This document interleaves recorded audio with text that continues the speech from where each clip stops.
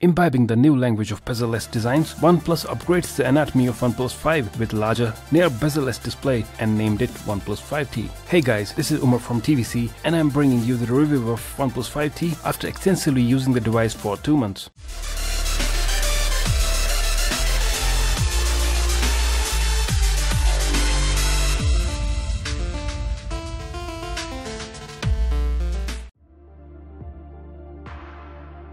Though having the best hardware, OnePlus performed below par in the design department before the birth of OnePlus 5. OnePlus really made a huge leap with OnePlus 5, and now with the birth of OnePlus 5T, they made a mark and came nearly at par with huge competitive smartphone companies in respect to design. OnePlus 5T with fully metallic body, bezel-less display, coupled to a matte black color, speaks for itself. Though it comes with a 6 inches display, it doesn't feel big in hands thanks to its slim form factor. Big screens, being a norm nowadays, come at a price of huge bulky device, but when the same display can be fit in small slim bodies, it can create wonders. OnePlus, sensing the need to accept the change, introduced OnePlus 5T with a bigger display, rest being similar to OnePlus 5. The front of the device has usual camera, sensors, earpiece at the top, plus a LED light that glows up upon charging and when notification is received. On-screen buttons reside at the lower part of the display, but I ended up not using them and switching them off for a much better gesture navigation, thus providing some more of already huge screen estate. The display is protected by Corning Gorilla Glass 5 that provides a good protection against scratches. The right side of the phone bears power button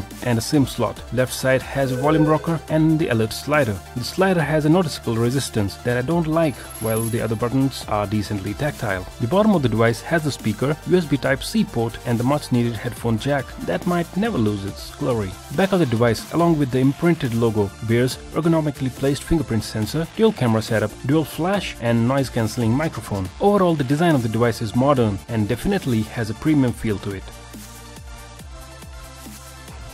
The display of the device is larger as compared to OnePlus 5, stretching at 6.01 inches with perfect bezels. The design language of 2017 in this device looks great and people do keep asking me which device it is. 5T has Super AMOLED capacitive display with 80% screen to body ratio. With a resolution of 1080 x 2160, the display is sharp with a pixel density of 401 ppi. Though being an AMOLED display, it didn't quite feel right as compared to Samsung phones. When compared to them, this display isn't quite bright. Nevertheless, I'm a big fan of AMOLED displays for their sharpness and high contrast ratio. One thing that isn't perfect out of the box is the option to shrink the screen for a single-handed use. You can still use it with one hand, but a lot of effort and concentration is needed. However, you can install that software if your device is rooted. The display has a dedicated calibration settings where you can change the color temperature. Viewing angles are nice, and overall the display, though being an AMOLED, isn't bright enough as I would have liked it to be, but it's definitely sharp and beautiful.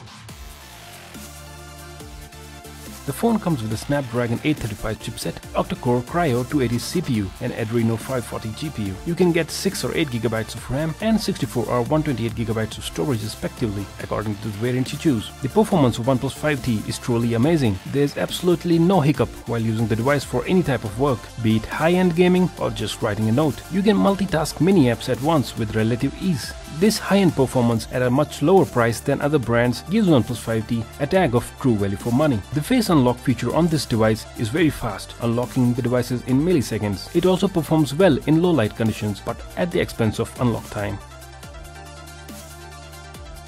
Packed with non-removable 3300 mAh battery, it has a lot of juice to start the day with. Initially, with few apps on the device, the battery performed pretty well, even crossing 1 day threshold. But with more apps and no battery optimization, the battery lasted few hours short of a day. However, for a casual user, it will make through a complete day with some charge still left in it. For this, I will give the battery a rating of A-. The other reason for giving the rating of A- is because of dash charging, the best thing a phone can have. There is an option of battery optimization where you can select which app not to optimize. Battery optimized apps are forced shut down by the system and you won't receive notifications, thus optimizing the battery. Also, there is the battery saver option which provides a small increase in battery output, negligible for me though. Plus, it limits the background processes, so it wasn't an option for me anyways.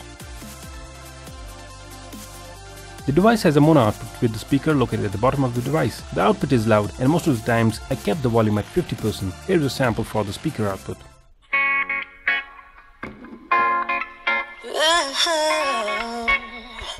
Oh, sugar.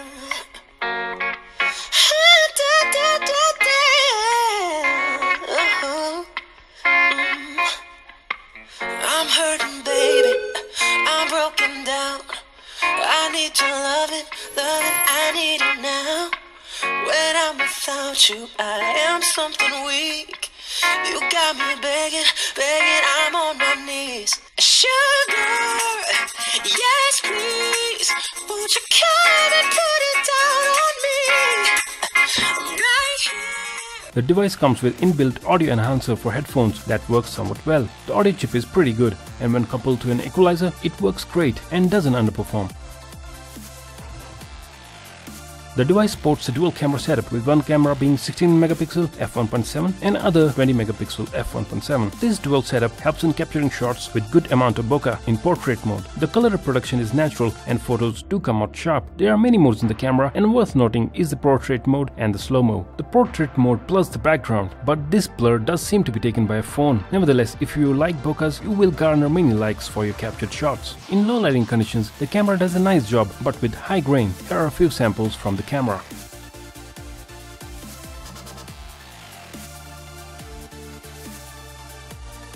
You can also shoot 4K videos at 30fps or 1080p at 60fps. With slow-mo, you can capture videos in 720p at 120fps. The front camera is 16MP f2.0 and is equally good with captured photos. The selfies with the front camera looks good, but there is no portrait mode.